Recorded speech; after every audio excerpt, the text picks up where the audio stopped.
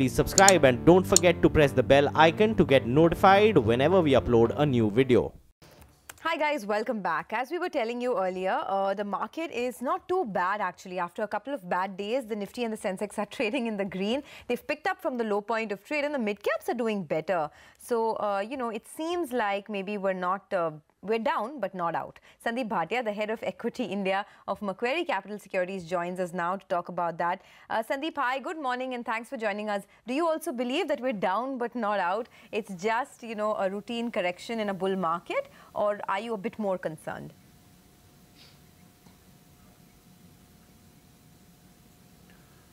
So I'll take your question in parts. Yes, we are definitely down, but definitely not out. Is this a routine correction? Obviously, it's not a routine correction. What's happening here is dollar strength, US Treasury yields hardening, the entire emerging market basket of currencies coming under pressure for multiple reasons, India being part of that same trend. So it is not a routine correction, and this correction can continue for a couple of months. Does that mean that the India story is over or we have a real concern? Absolutely not. I've seen in my 25 plus years of looking at investments that whenever there is these kind of corrections, given a passage of time of maybe 12 months or 2 years, these are actually fantastic entry points. The last such entry point was when the demon had happened. Mid of December was the low for the market. And then we saw 2 years of very strong returns. I think we are again getting an opportunity in this market. The market can correct. I wouldn't be surprised if it hits 10,800 on the Nifty, but does that mean that all hell has broken loose? Absolutely not. I think you should be a buyer if the market corrects of more than 5% in the next couple of months. The good thing which is happening is the market is now rebalancing itself. This was a very narrow market, and any market observer would have said that this is the biggest cause for concern, that there are like 5 to 7 names that are moving the indices, and it's not a more broader correction. It's not a more broader movement.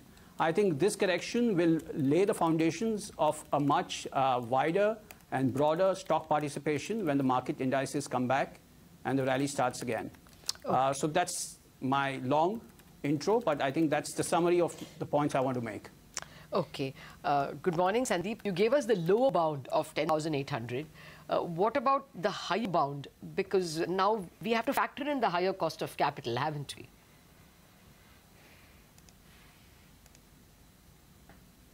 Yes, we have to factor in the higher cost of capital, and we also have to look at earnings growth. On our estimates, Nifty earnings growth is around 17.5%. It could go up. In fact, the banking sector has created a low base, so optically the earnings growth would actually be higher. But if you strip out some of these losses of the banks which have been in the base for last year, then the earnings growth is probably in this 17% range. I would think the top end of the index is maybe around 12,500, but it's not something that's going to hit right now. But clearly, this is a market which is going to be much wider in terms of stock participation and much stronger earnings growth. For 2 years, in multiple conversations with yourselves, the question that has been posed is, when is the earnings rebound coming? When is the earnings rebound coming? And the earnings rebound has come. Okay, so this is not the time to throw in the towel and say that the market is done. Okay, not the time to throw in the towel. You know, I was just going through one of your notes, Sandeep, on Tata Motors that your research team put out, where you talk about how the things have improved on the JLR front, at least in the month of August. We've seen some good numbers come in from UK, US, not as bad as what they've done earlier. You think the worst is over for some of these global players like Tata Motors, or would you still be a bit circumspect?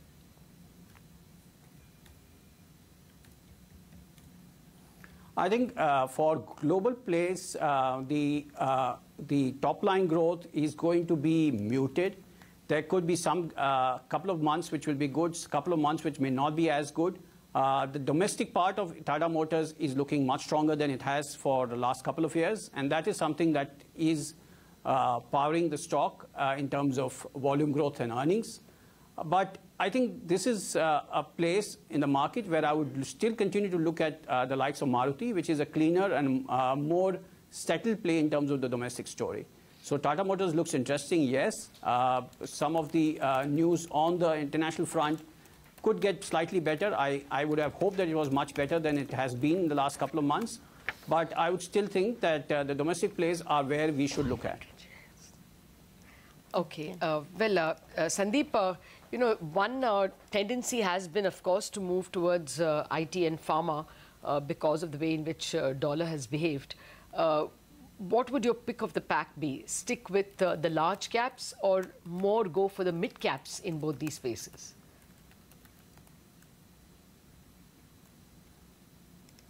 I think you know, our research coverage is more aligned to the large caps, and we are more comfortable talking about that. And therefore, I would think large caps have always been a strong performer in India, with definitely risks which are more manageable than the mid caps.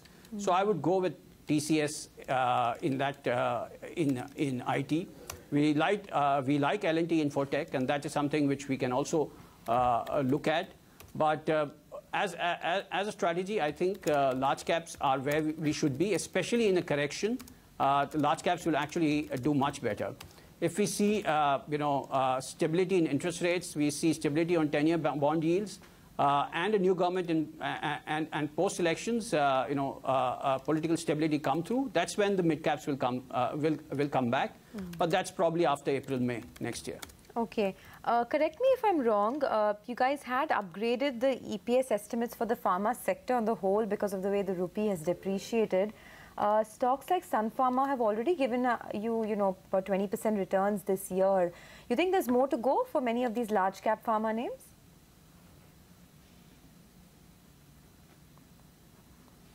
I think large cap pharma is going to be a mixed bag because there is a benefit, of course, of the US dollar versus rupee. But remember, a lot of these large caps are also selling into emerging markets where the crisis is center stage. So there could be impact on top line.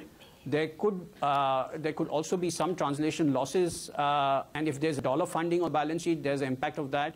So I think for pharma, the picture is going to be specific to each stock. To look at the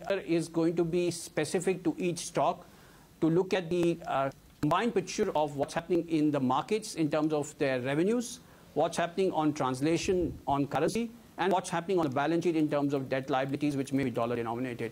So it requires a much more detailed study rather than one sector-wide view. In this context, you know, I would prefer something like Cipla, which is much better than some of the names where there could be a couple of moving parts, both on the balance sheet and on the revenue side. Okay. Let me come to the financials. There has been, because of this interest rate hike, probably a crunch of margins in some of the NBFCs. Would you be very selective? What would pass your test?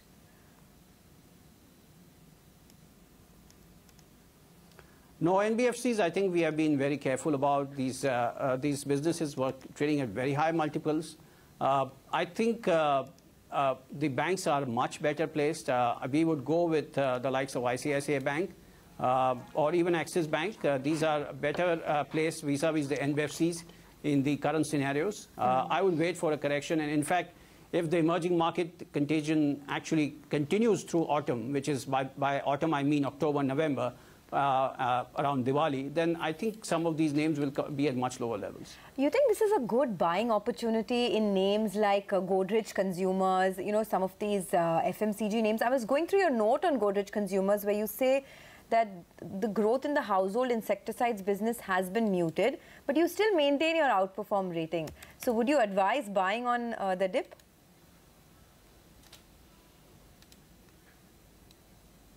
So Godrej Consumer is a well-managed business. It's actually a portfolio of businesses which is a high-growth business in emerging markets. There's a large part of Godrej Consumer's business which is in Africa.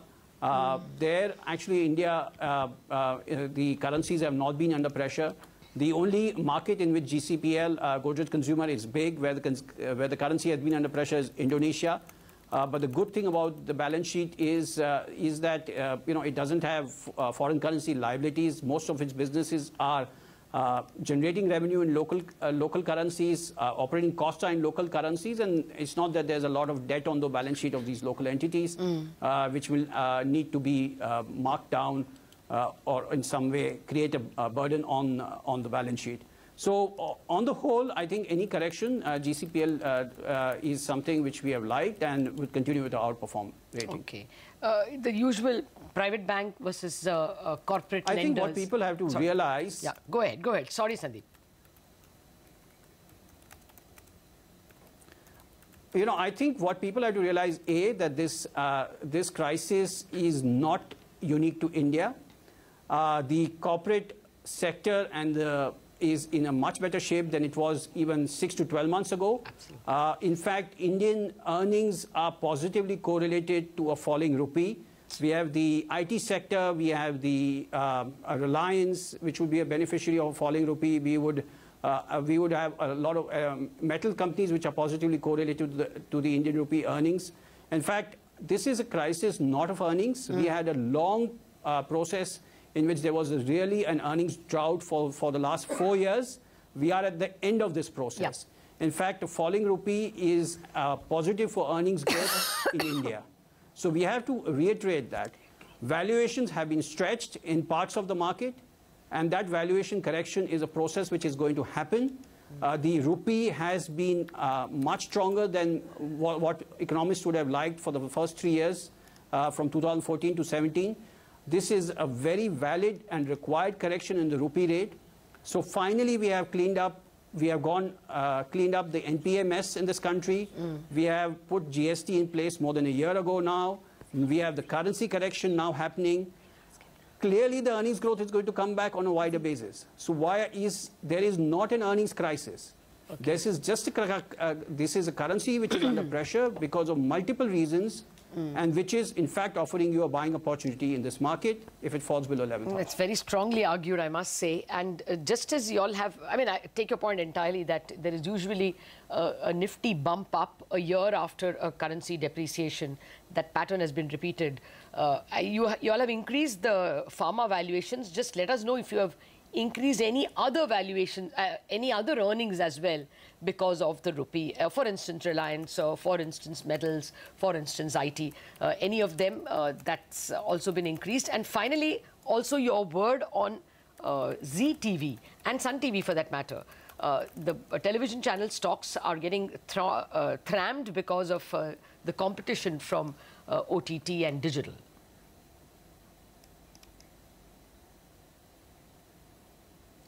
Okay, again, I'll answer this in parts. We would like to revise earnings after the first 6 months are done. Okay. So I think looking at quarterly sometimes misses the bigger picture. So the earnings revision are definitely going to happen in my view, but they will you will see them coming through in October, November. Okay. On terms of Zee and Sun, we like both those names. There is pressure coming through on the stocks right now, but this is not structural to their businesses. In fact, every consumer company that we talk to says that consumption is coming through strongly, better than expected. And to that extent, advertising spend will also come through. This movement towards OTT and so on is a long-term process which will take, in my view, more than a decade. And it will just be one way in which entertainment is accessed, at least in India, given the multiple tiers of society. And even within a single household, there are multiple age groups that view screens and entertainment on multiple screens. And therefore, it is not that one versus the other, but just the fact that multiple screens will get used. So to that extent, I don't think Zee and Sun are structurally in any decline, their businesses. And therefore, if these corrections continue, this would be actually a very good buying opportunity. Okay, well, on that optimistic note, we'll let you go. Thank you so much for joining us and giving us your view. So that's the word coming in from Macquarie. Good buying opportunities in many of these stocks that have been correcting quite a bit. We'll take a short break, but more market talk lined up on the other side. Do stay tuned in.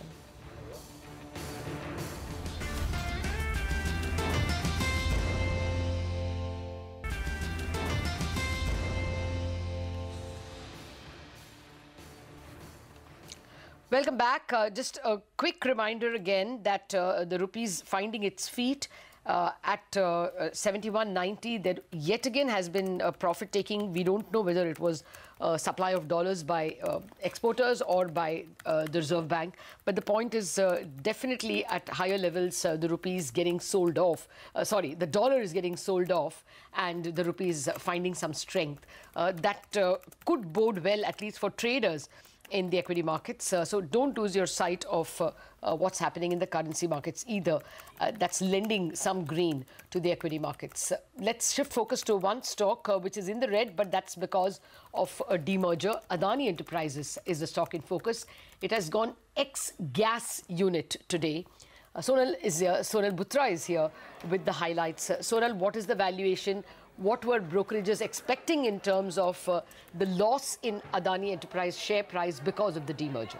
Well, you know, Lata, brokerages were expecting, that is IDFC, that was expecting a decline of around 50 rupees. So they were ascribing a value of 50 rupees per share to Adani Gas. And my calculations also said that the valuation of this Adani Gas business would be around 35 to 45 rupees per share. So the current decline is way higher than what the expectations were. And in terms of sector valuation, if we talk about the city gas distribution companies, the average valuation for that particular sector is around 21 times FY20 EPS. So if we talk about the current price for Adani Gas, it is valued at around 34 times its FY20 EPS. So it's basically on the higher side. If I talk about the business, Adani Gas is on an expanding phase. They have actually acquired around 18 areas in the current CGD bids in a joint venture and around 13 areas individually.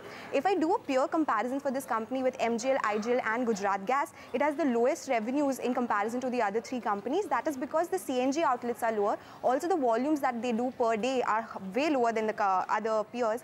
Also, in terms of margins, the EBITDA per SCM, that is one of the important internals we track to track the operational performance. That is at 7.8 rupees per SCM, which is at par with MGL, but is lower than IGL and Gujarat Gas. In terms of growth, the sales volume growth is decent, but the EBITDA growth, that is the highest in the industry. So that is something we'll be looking out for. The debt is at 348 crore rupees, but since they are going on for an expansion phase, this is something, and this is an important internal that we'll be tracking out for. Back to you. Okay, thanks a lot for that. That's actually a very good peer comparison that you've done. Thanks, Sonal, for joining us. For now, we need to wind down on Bazaar. We leave the markets in the same place that we were about an hour back. So nothing has really changed. Mildly positive, and the mid-caps are doing a tad bit better. We'll also give you a quick snapshot of all the important voices that we got on the show today. Thanks so much for watching. The dollar is stabilizing. We can come out of the woods, and this may, in fact, represent a great buying opportunity. Between now and March 2019, we would see a 50 basis points further rate hike in this period. I don't see a large correction because the fundamentals are improving. Alcoa strike is going on. That's having a major impact because Alcoa's 3 refineries in Western Australia, they produce around 9 million ton of alumina. I don't think the market is pricing in this inflation interest rate risk based upon local equity prices. This correction can continue for a couple of months. Does that mean that the India story is over or we have a real concern? Absolutely not.